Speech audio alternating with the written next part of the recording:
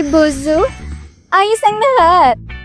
Nilalamit ang anak ko ngayong gabi. Hindi ako makaalis para salubungin si Bozo para sa akin. Sobrang salamat, Shasha. Papakilala talaga kita sa gwapong boyfriend. Bumalik ka na sa kwarto at magpahinga.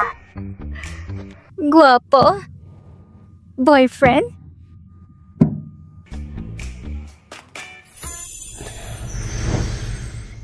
Hindi ba ito ang gwapong boyfriend? Gupito.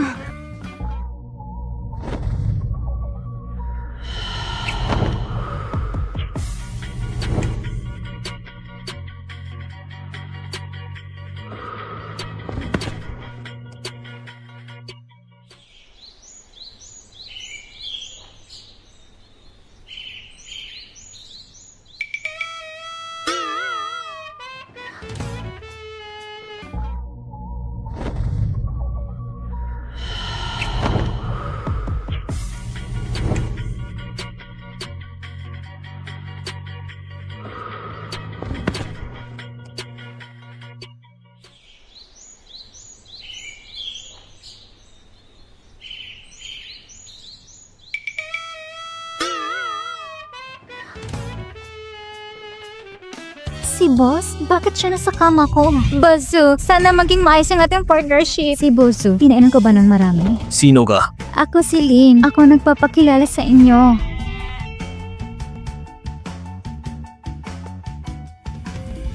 Nakatulog ako kasamang CEO matapos uminom. Masama talagang uminom. Narinig kong pinakaayaw ng boss ay ang makarelasyon sa empleyado. Kapag nalaman niya ang trabahong pinaghirapan kong makuha, mamawala lang. Hindi pwede. Hindi niya dapat malaman.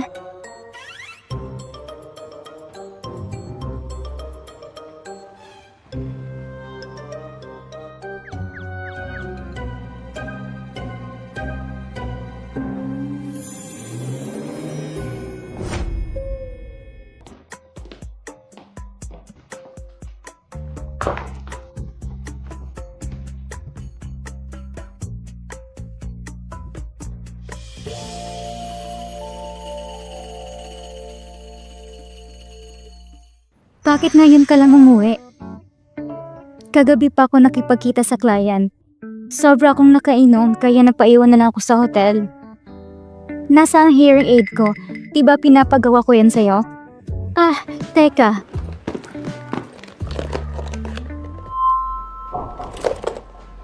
Nasaan yun? Nako, siguro na nakikipagkita ko sa client kahapon, nawala ko na hindi ko namamalayan.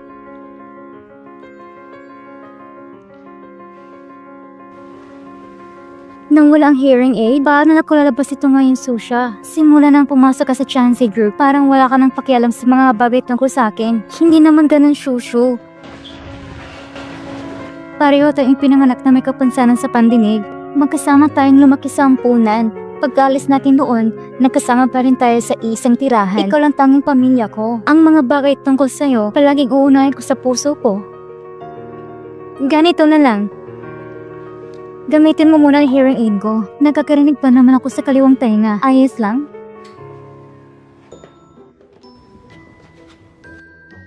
Sa loob ng isang araw, hanapin niyo agad ang babaeng ito. Sino bang babaeng ito? Natulog kasama ang CEO namin, tapos basta na lang tumakas? Yung napag-usapan natin kagabi tungkol sa order plan, kailan po kayo available? Para mahitid namin ito. Huwag po kayong mag-alala. Para po ito sa inyo. Siguradong pinakamabang presyo ito para sa inyo. Naintindihan ko.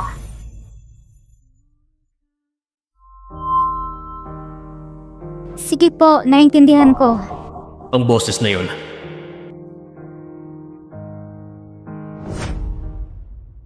Ito.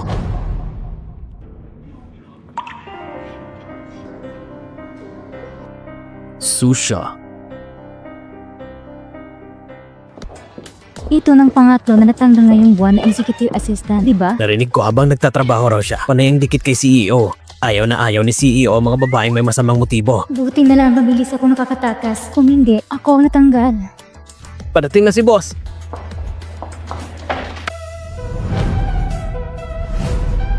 Ang gwapo niya. Mr. Perfect. Ang gwapo ni boss. Bakit si Mr. Gu pupunta sa direction ko? Baka nalaman niya nangyari kagabi. Hindi niya ko makikita.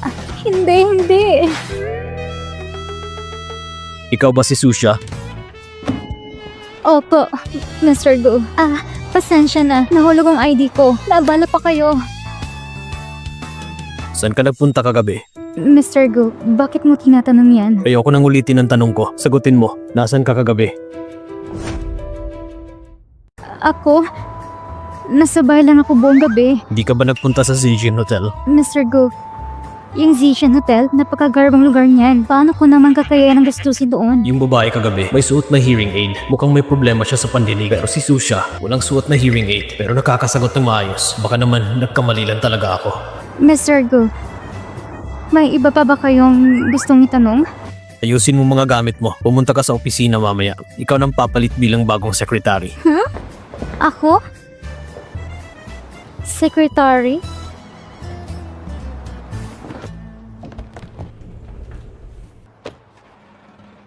Pero ayoko maging secretary. Ang tanga mo naman, ang daming gusto makomposisyon na yan. Lahat sila gustong-gusto maging secretary. Ayaw mo? Sabi ng kasabihan, ang magaling sa hari parang kasamang tigre. Kahit totoo yan, mataas naman ang sahod ng secretary. Kumpara sa sahod mo ngayon, halos doble. Doble?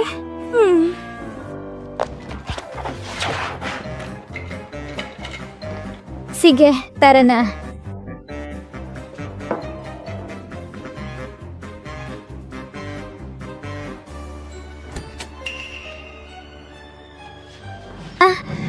Mr. Go, may kailangan po ba kayo sa akin? Nakakatakot ba talaga ako? Ganyan ka lagi kagulat. Parang guilty lang ang dating. Hindi po Mr. Go dahil sa mga sinasabi ng ibang empleyado.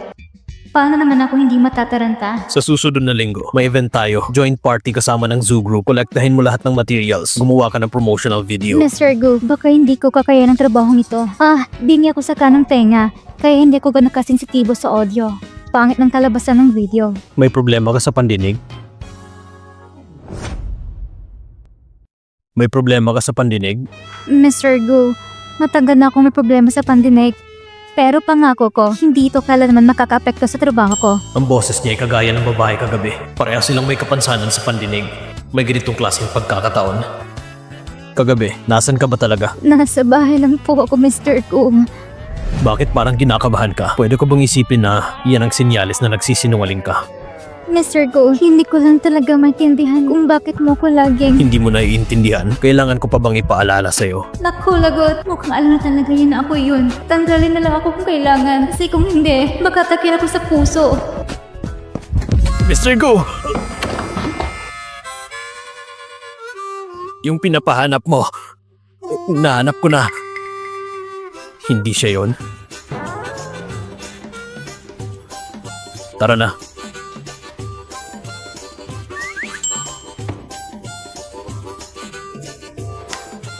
Buti na lang agad dumating si Assistant Shen. Grabe, muntik na akong matayin. Miss Sue, ang pagpunta ni Mr. Go ngayon ay para kumpirmahin ang isang bagay. Nung unang gabi, nasa Zijin Hotel ka ba? Ako? Ito ang gamit mo, hindi ba? Sa'yo ito. Tama, akin to. Yung gamit mo, nahulog sa hotel room. Nalasing ako nung gabing yon, kaya nangyari ang aksidenteng yon. Kahit wala akong nararamdaman para sa'yo, pananagutan pa rin kita. Shanxi Group. CEO? Miss Sue, pag-isipan mo ito ng mabuti. Ang Mr. Go namin, may bibigay niya lahat ng gusto mo. Sige na, mauna muna kami, Mr. Go.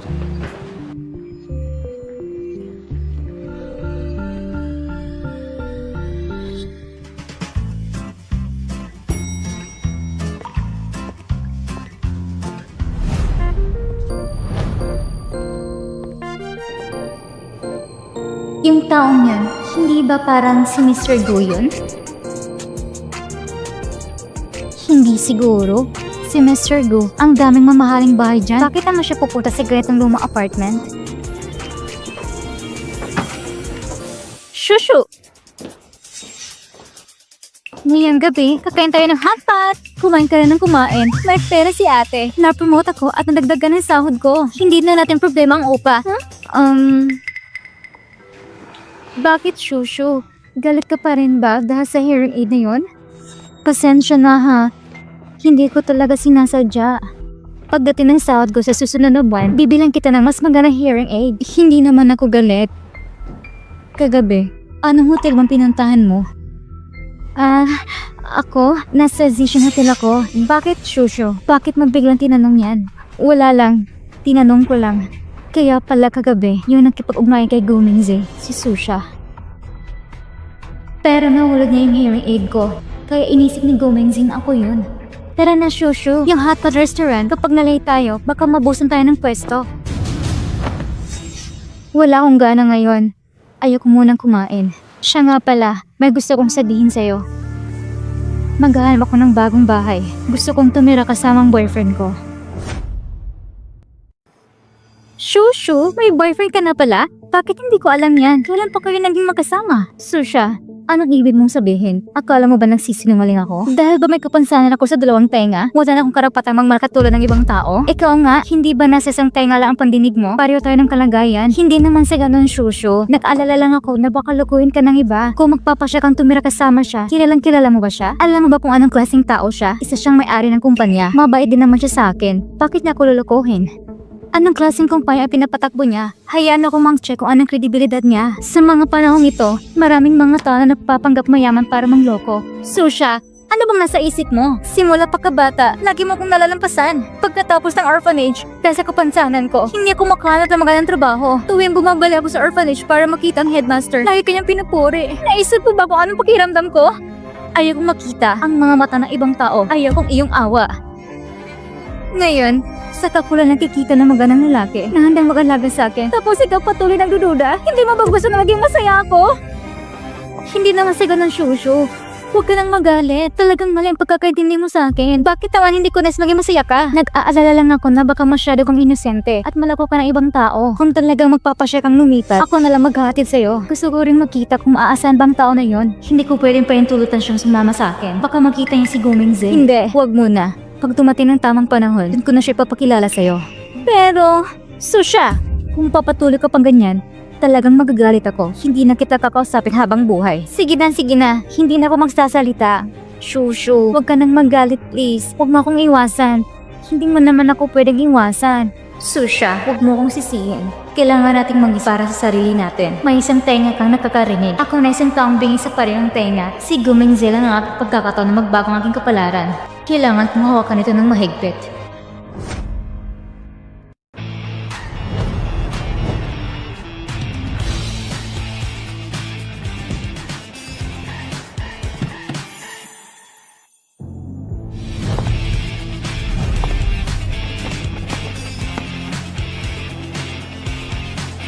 Miss Su, dito po.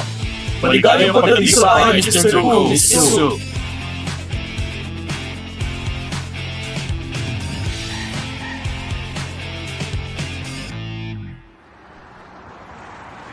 Susha, kailangan ibusan dokumentong ito. Ipadala mo ito agad. Sige.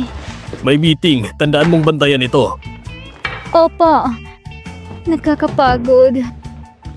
Ayusin mo muna ang dokumentong ito. Ibigay mo kay Mr. Gu.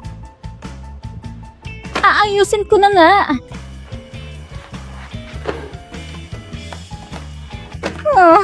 Mr. Gu, ito na ang kape. Pakiprint ang bulat mula sa planning department. Opo, Mr. Gu.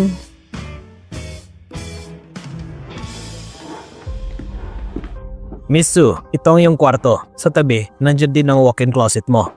Kung may kailangan ka pa at kapag wala ako, maaari mong ipagawa sa kanila.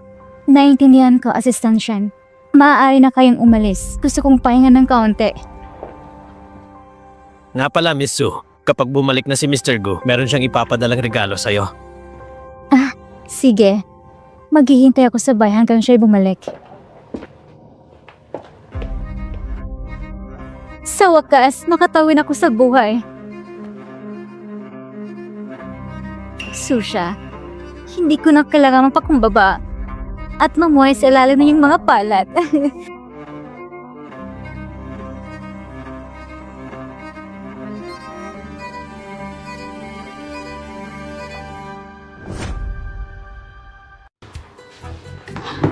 Sobrang pagod ko na. Ang dobling sahod na ito, siguro kalahati dito ay para sa pinsalang emosyonal. Nako, nakalimutan ko pa. Bibili pa ako ng hearing aid kay Shushu. Mr. Gu, si Susha ay talagang masigasig sa trabaho. Oo nga pala, Mr. Gu. Yung hearing aid na pinreserve mo para kay Miss Su ay dumating na. Kukunin ko ba ito ngayon o ikaw na lang pupunta? Sige na, ako na lang. Hello po! Ito ang pinakabagong modelo sa aming tindahan. Napaka-cute. Ito naman ang pinakamahusay sa aming tindahan. Medyo mahal nga lang. Ngunit ang bawat aspeto ng performance ito ay pinaka-precise at maaari pa ito mag-invisible. Kahapon, may isang lalaki na agad nag-order at nag-reserve ng 2. Papuntahan siya para kunin ito. Hindi bale, kung kinakailangan, magtipid tayo ngayong buwan. Dahil sinabi ko, nabibigyan ko si Shushu ng bagong hearing aid. Pakibalot na lang po. Sige po, miss. Ang hearing aid, hindi ito kasing halaga ng ibang gamit sa bahay. Alam mo na, hindi pwede magpakasaya. Sa totoo lang, ang ginagamit ko matagal na. Ito, binili ko para sa kaibigan ko. Ay wow, talaga pong mabait kayo sa kaibigan ninyo. Kami po'y magkasama na mula pagkabata. Kahit hindi kami magkapamilya, pero mas malaga pa kami sa pamilya. Ang saya naman maging kaibigan mo. Pwede ko bang makuha ang iyong contact details? Para kung sakaling may problema sa after sale, mas madali kayong matawagan. Salamat.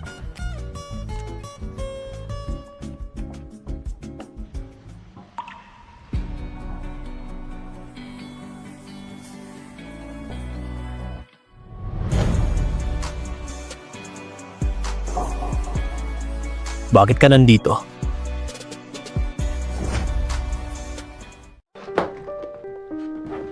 Mr. Gu, bakit ka nandito? Ang pangalan mo ay Susha. Bakit ka naglagay ng pangalan ni Sushushu sa taas? Bibili ako ng hearing aid para sa kaibigan ko. Kailangan ko talagang ilagay ang pangalan ng kaibigan ko. Si Shushu, kakilala mo ba siya? Ang lalaking na ito ay may-ari na isang malaking kumpanya at mabait siya sa akin. Paano niya akong maluloko? Sabi ni Shushu, mayroon siyang kasintahan na mayaman. Di kaya ang pangalang Shushu.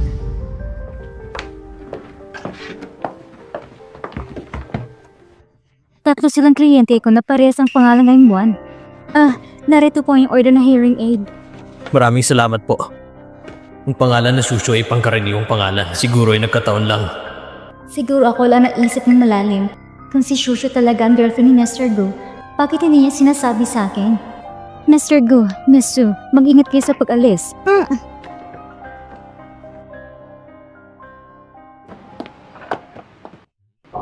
Mr. Gu, hawakan ko na ito para sa'yo. Eto. Huwag mong isipin ng sobra. Gusto ko rin magawa mong mabuti ang iyong trabaho. Sa totoo lang, mayroon akong ganyan. Pinahiram ko lang kamakalan sa iba. Ako... Mr. Gu? Ito, baka ibabawas mo ito sa sahod ko. Kung patuloy ka pa rin sa pagsasalita, ibabawas ko talaga ito sa sahod mo.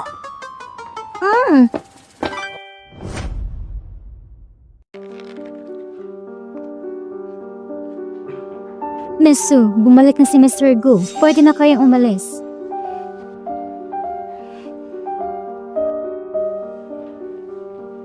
Mr. Gu, sa wakas, nakabalik ka na. Napansin ko na parang hindi sa'yo yung ginagamit mo, kaya bumili ako ng bagong pares para sa'yo. Isuot mo na. Salamat Mr. Gu. Simula pagkabata, wala pa nag-aalaga sa akin ng ganito. Dahil sa pagiging bingi ko, pinalayas ako. Sa orphanage, lagi akong pinabayaan. Hindi ko nararamdaman ang pagmamahal hanggang sa makilala kita. Doon ko lang nalaman na ang mundong ito ay pwedeng maging maganda.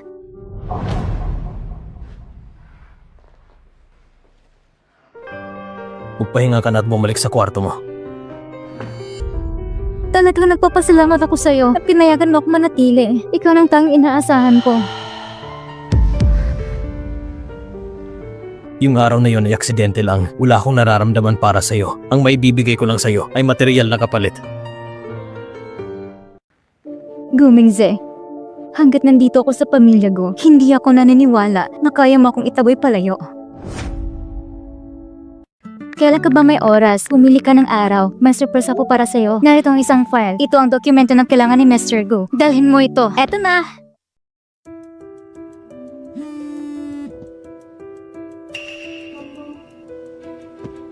Gusto kong 2 high-end na set dito. Sigurado akong maganda sa iyo, Miss Su. Magsisimula na akong mag-appointment para sa iyo. Sorpresa? Susha, gusto mo pa bang manatili sa taas at magbigay ng mga bagay sa akin? Nangangarap ka.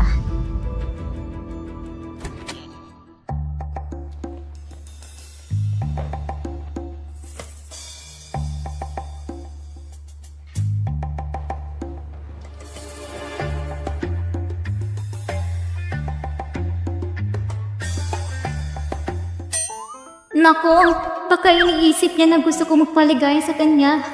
Mr. Go, ang iniisip ko lang ay medyo malamig ang temperatura sa opisina at nakaalala ko para sa'yo. Nag-aalala ka para sa akin? Alam mo ba kung bakit ko pinalitan ng sekretary ko? Alam ko po. Wala akong ibang nararamdaman para sa'yo. Sabi nila, ayaw mo na may makasintahan sa trabaho. Ganoon daw. Sang-ayon ako sa ganitong ideya. Saan mo naman narinig yan? Mr. Go, kung wala kang ibang kailangan, pwede na ba akong mauna? Teka lang, maghintay ka. Sumama ka sa akin mamaya sa isang salo-salo.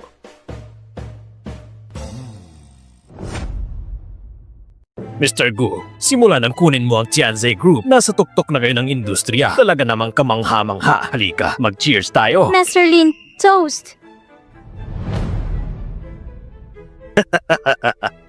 Mr. Gu, may bago ka na namang sekretarya. Nabalitaan ko na yung dati mong sekretarya, hindi yata alam ang lugar nila. Naisip nilang manghimasok sa mga desisyon mo. Pero gaya ng isang batang matalino at maraming mga babaeng interesado, natural lang na mangyari yun. Mr. Gu, mag-cheers tayo. Patuloy pa rin naming inaasahan ang iyong tulong. Maraming salamat sa pagpapatuloy na suporta. Mr. Wang, iinom ako bilang kapalit ni Mr. Go. Bakit mo ginawang tubig ang alak? Mr. Go, ako ang sekretarya mo. Kasama ito sa trabaho ko. Magdahan-dahan ka naman. Bawasan mong pag-inom mo. May gagawin pa ako. Mr. Lin, Mr. Wang, mag-inuman pa tayo. Xiaosu, magaling kang uminom ah.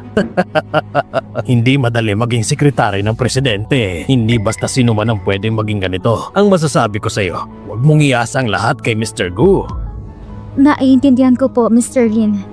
Pero wala akong problema makipagkaibigan sa mga kasamahan ko. Mr. Lin, Mr. Wang, anong plano ninyo? Kung gusto mo talagang magtagal sa trabaho kay Mr. Gu, at kung nais mo talagang magtagal sa kanya, isang salita lang namin ang kailangan. Mr. Wang, ang Tianze ay masaring sistema ng pamamahagi ng tao. Ang magagawa ko lang ay gawin ng mabuti ang aking trabaho. Ikaw ang pinaka-inosente. Basta, kung sasama ka lang sa amin buong magdamag, isiguraduhin naming magsasabi kami ng mabuti tungkol sa iyo sa harap ni Mr. Gu. Sumasobra na kayo. Sekretaryo ko ni Mr. Gu. Ang ginagawa niya ay mali. Mukhang hindi mahalaga sa iyo ang Tianze Group. Sinasabi ko sa iyo, talagang wala kang pakiramdam. Kahit na ikaw ang sekretary ni Mr. Gu, kapag nagpalit ng sekretary si Mr. Gu, para lang ito nagpapalit ng damit. Anong karapatan mo? Sinasabi ko sa iyo, huwag mong gawing mahirap ang sarili mo. Isa ka lang kasosyo, isa kang sekretary na madaling palitan. Sa tingin mo ba, pipiliin ka ni Mr. Gu? Kahit na umalis na ako sa Tianze, hindi ko hahayaang pagsamantala ninyo ako. Pipiliin ko kung ikaw lang na isang taong kailangan magsuot ng hearing aid para magtrabaho. Gusto ko makita kung anong kumpanya pa ang nag-aampon sa'yo pagkatapos kang tanggalin ng Tianze Group. Pag-isipan mo ng mabuti. Kung hindi ka na makakapagtrabaho sa Tianze Group, basta kung mapapasaya mo lang ako, baka bibigyan pa kita ng pagkakataon. Leche ka! Wala ka bang pakialam sa trabaho mo? Mr. Gu, Mr. Lin, anong nangyayari? Mr. Gu, hindi marunong umintindi ang sekretaryong ito. Gusto pa niya makialam sa negosyo natin. Nagbabalangkas kami ng plano para turuan siya. Mr. Gu, wala pa akong kasalanan. Sila po. Mr. Gu, tumayo kami para makipag-usap tungkol sa negosyo. Ako at si Mr. Lin, kami medyo nalasing lang. Nagbibiro lang kami. Hindi namin inaakala na seryoso pala siya. Gumising ka. Gumising ka. Mr. Go, sigurado po kung hindi lang ito pagkakaintindihan. Alam ko po na hindi po dapat ako pumasok sa inyong usapan. Hindi ko po sinadyang mapasama ang iyong damdamin. Oo nga po, Mr. Go. Ako si Mr. Wang. Palagi po namin kayong binibigyan ng buong respeto. Hindi po kami dapat mag-away dahil lang sa isang sekretary. Alam ko po na madalas kayo magpalit ng sekretary. Tingnan mo siya, hindi tulad ng naunang mga sekretary. Mas marunong magsalita at kumilos. Hindi magtatagal. Kailangan mo naman magpalit ng bagong sekretary. Mr. Wang, ano sa tingin mo? Sabi ko na nga ba, paano mangyari na magalit si Mr. Gu dahil lang sa isang babae? Nakikita ko, ang babaeng ito, talaga namang iniisip niya na siya ay isang mahalagang tao. Kung hindi dahil kay Mr. Gu at sa kanyang kabutihang loob, ibinigay sa kanyang posisyon bilang sekretary. Huwag mo akalain na makakahanap ka ng trabaho. Kahit na kung gusto mo makahanap ng lalaki, siguradong mahihirapan ka. Paano naman namin magawang pagsamantalahan ng isang babaeng basura? Bagaman ako may kapansanan, ang aking kaluluwa ay buo. Hindi tulad na sa inyo, ang mga pusi marurumi. Mr. Go, tingnan niyo siya. Wala siyang mga kasanayan bilang isang sekretary. Ang paglabas at para makipag-usap sa kliyente, hindi niya kaya magtiis ng kahit kaunting pag-abuso. Ang negosyo mo ay tsak na masisira. Talaga namang para sa akin ang inyong malasakit. Mr. Go, tawagan mo na ang HR department. Matatanggal ka! Tatanggalin na ako. Hindi ko kaya magpatawa sa ganitong uri ng pagpapahiya. Shengu, gawin mo to. I-cancel mo lahat ng orders mula sa Wang at Lin companies. Wala na tayong anumang future partnership. Wala na tayong future partnership. Wala na tayong cooperation. Ano? Mr. Gu, anong ibig mong sabihin? Ang partnership natin, tinatapos mo na? Ang Tianzi Group ay may mga produkto para sa mga kababaihan na hindi nagpapakita ng respeto sa kababaihan. Walang karapatang makipag-cooperate sa Tianzi. Si Mr. Gu, sa puntong ito, ay tila parang isang bayan na kumikistat ng liwanag. Susha, sigurado akong lasing ka na. Kailangan mong magising.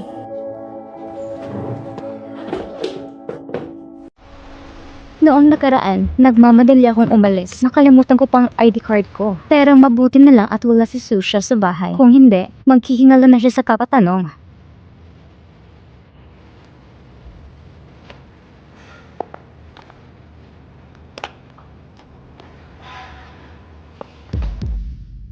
Hindi ba sasakyan ni Guming Zian? Bakit nandito siya?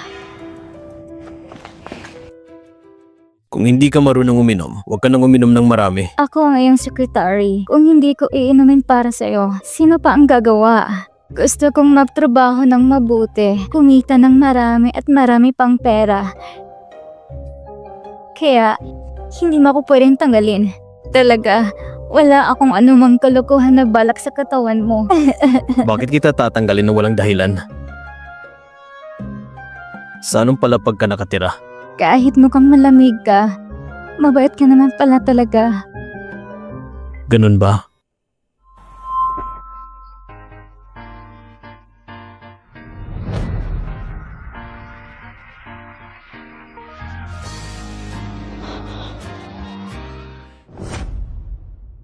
Si Susha at Gumingze, paano sila napag-isa? Baka naman nahulo ang plano ko na palitan si Susha, nalaman na nila.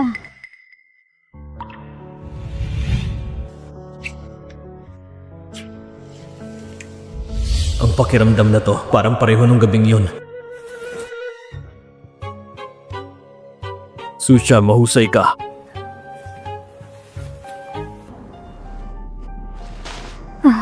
Hindi. Pinaghirapan kong lahat ng ito. Susha, hindi ko papayag na agawin mo ito. Alam ba ni Gumingzi ang totoo tungkol sa pagpapalit ko kay Susha? Hindi pwede. Kailangan kong mag-isip ng parang para subukan. Sino nagsabing pwede kang pumasok dito? Mr. Go, bakit hindi mo ko matanggap? Dahil nandito na ako sa bahay ng pamilya ko. Na ako ng babae mo. Wala akong nararamdamang pagmamahal para sa'yo. Ang pagmamahal ay pwede unti-unting mararamdaman. May nangyari na sa atin, di ba? Naniniwala ako na mamahalin natin ang isa't isa sa hinaharap. Ang babaeng nakipagtalik sa akin nung gabing yun, ikaw ba talaga yun? Ang babaeng nakipagtalik sa akin nung gabing yun, ikaw ba talaga yun? Mr. Gu, ang tao na nasa Zichin Hotel noong gabi ngayon ay ako nga. Kung hindi, paano kung mawawalang hearing aid ko sa hotel? Oo nga, ang pangalan sa hearing aid at sa warranty card ay Sushi Shu, hindi Susha. Naiintindihan ko na. Mr. Gu, ito ba'y dahil ako ay bingi at may kapansanan? Kaya mo ako iniiwasan, hindi ko rin naman nais ako'y may kapansanan. Ngunit, noong una, ikaw ang nagbigay ng pag-asa sa akin. Ngayon, gusto mo ba itong bawiin? Wala itong kinalaman sa kapansanan mo. Nung gabing iyon, talaga namang isang pagkakamali yun. Ang mabibigay ko lang sa'yo ay pera. Ngunit hindi ako makakasama sa'yo dahil sa pera mo. Hawakan mo ito. Kung gusto mo ang kwartong ito, Dito ka matulog. Pupunta ako sa kabilang kwarto.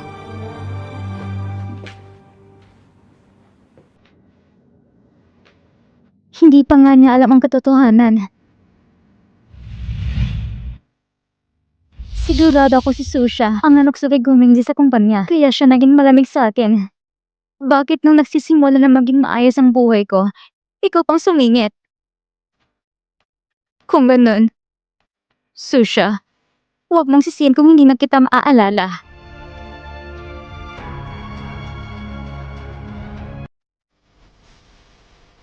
Hello, Lenyo? Hindi ba't sinabi mo dati na gusto mo magdaos ng high school reunion? Sa tingin ko magandang ideya ito. Pero huwag mong kalimutan ipalang kay Susha.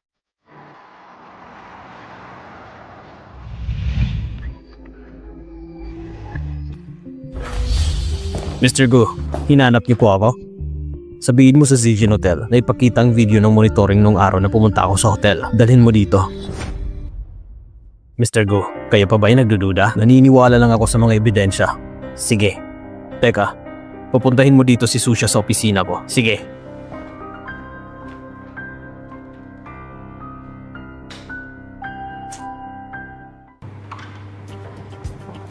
Ano kaya nangyari kagabi? Bakit hindi ko maaalala? Pero siguro hindi naman ako nagwala dahil sa alak kasi hindi naman lasing si Mr. Gu. Siguro hindi ko pababayaan ni Mr. Gu na magwala. Kalimutan mo na nga.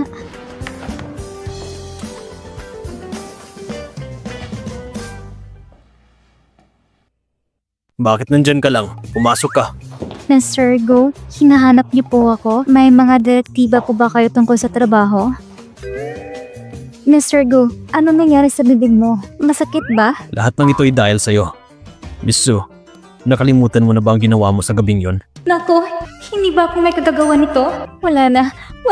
Baka mawalan ako ng trabaho. Pasensya na po talaga. Uminom ako ng marami. Minsan mahirap kontrolin ang sarili. Naintindihan ko kung bakit kagalit. Mr. Gu, kung sa tingin niyo hindi ko kayang gampanan ang posisyon bilang secretary, baka pwede niyo akong ibalik sa planning department. Gusto mong bumalik sa planning department? Ano man ang posisyon ko sa Chansey, masaya na ako.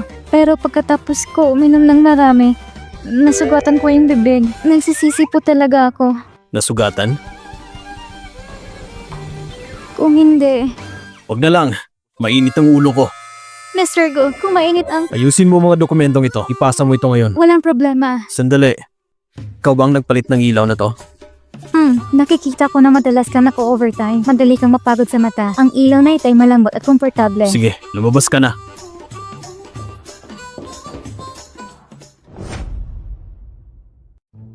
Susha, noong panahon, ikaw ang top student sa buong paaralan na pumasok sa universidad. Nagtrabaho ka na sa Chansey Group. Sa hinaharap, baka maaari ka pa maging team leader. Bakit hindi mag-inuman tayo? Kasi kapag umiinom ako ng marami, madali akong magkamali. May nagawa pa akong kalokohan. Hindi na ako iinom. Ayaw kong makaapekto sa trabaho ko bukas. Tingnan mo, hindi ba't mahirap lumabas ng ganito? Ano bang nasa isip mo? Lahat ito tungkol sa trabaho. Kung hindi mo alam, akala mo ikaw ay nangangasiwa ng maraming tao sa kumpanya. Gusto ko lang gawin ang mabuting trabaho ko. Iyon lang. Mr. Gu, hindi ko inasahan na si Secretary So ay nasa Shanghai Hotel. Gusto mo bang batiin siya? Hindi na kailangan. Magpakita muna tayo kay Mrs. Xiang. Linyao, tumigil ka na sa pagpapainom sa akin. Kahit ang Chansey Group ay hindi basa-basa lang makakapasok. Noong mga panahon na iyon, nakikita ko si Susha bilang isang taon na may talento. Kahit na isa lang tenga na hindi makarinig, hindi siya nagreklamo tungkol sa buhay. Ako ay isang ordinaryong tao lang na nagtatrabaho para sa boss. Salamat sa pagtulong at pangangalaga mo noon. Kung ganon, magtusa ko sa inyo gamit ang tubig imbis na alak. Sa aming mga kaklase, si Susha ang pinakamatagumpay. Hindi naman siguro. Kahit nasa mata ng guro, lahat kayo ay magaling. Pero kung titignan natin sa hinaharap, si Susha talaga ay may mataas ang potensyal. Teacher Zhu, nakalimutan mo ba? Meron pa tayong kaklase na si Susie Shu. Si Sushu. Pupunta ba siya? Kasi nitong mga araw na ito, hindi ko siya makontak. Nag-aalala na ako. Naaalala ko na. Si Susie Shu, yung kaibigan mo. Yung dating laging kasama ni Susha, di ba? Tama. Teacher Zhu, marami kang nakakalimutan. Noong panahon na iyon, si Susha na nakikitang mabuting estudyante. Hindi mo ba ako naaalala? Pero okay lang. Mga kaibigan, matagal na tayong hindi nagkikita. Matagal na tayong hindi nagkikita.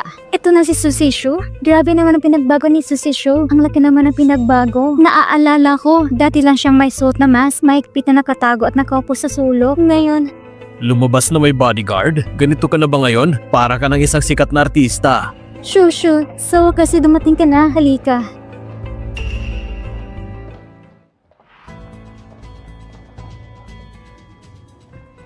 Susho, mini-message kita. Bakit hindi mo ko nire-replyan? Sobrang busy ko. Wala na akong oras para tingnan ng cellphone ko. Shushu, dati ko pa naman sinasabi, pagdating ng sweldo ko, bibiling kita ng hearing aid. Tingnan mo, kitang pinakamagandang hearing aid sa market. Susha, dumating ka sa reunion. Gusto mo bang masira ang saya? Bakit kailangan ko pa ng tulog para makabili ng hearing aid? Sushu, hindi ba't nang wala ko nga ang hearing aid mo? Kaya kailangan ko itong palitan. Magiging responsable ako. Hindi ba't ng best friend tayo?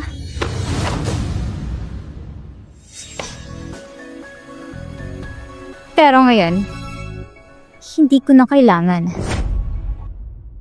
Sushu, anong ibig mong sabihin? Hindi mo ba naiintindihan ang ibig kong sabihin? Hindi ko na kailangan na yung pagtulong at awa. Pagtulong? Lahat ng kabutihan ginawa ko para yun sa'yo. Hindi ba't ganaw na nga? Nung nasa orphanage tayo, pinili mong magpakita ng awa sa akin at nakuha mo pang simpatsya ng headmaster. Nung nag-aaral na tayo at nakakuha ka pa ng papuri mula sa mga guro at mga kaklase. So siya, napaka-iprokita mo. Shushu, sa mata mo ba? Ako ba'y ganitong tao? Sushi Shu, sobra na yata to. Si Sushi ay tapat na mabait sa'yo. Noong una, ang mga grades mo ang pinakamababa sa klase. Ginawa ni Sushi ang lahat para matulungan ka. Oo nga, Sushi Shu. Kitang-kitang kabuti ni Sushi sa'yo. Tingnan mo ang ginagawa ninyong dalawa ngayon. Hindi ba't nagpapatunay lang ito sa sinasabi ko? Alam ko kung anong klaseng tao si Sushi. Noong una, wala kong magawa. Walang kakayang magsalita, kaya tinatanggap ang tulong mo. Pero iba na ngayon. Ngayon, hindi na katulad ng dati. Sushi, ikaw nang nasa ilalim ko. Baka ikaw na ang magmamakaawa para sa tulong ko.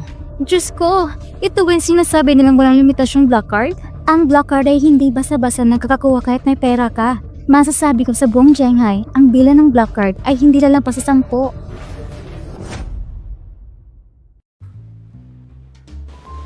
Mr. Gu. Nung meron. Mr. Gu. Mr. Gu.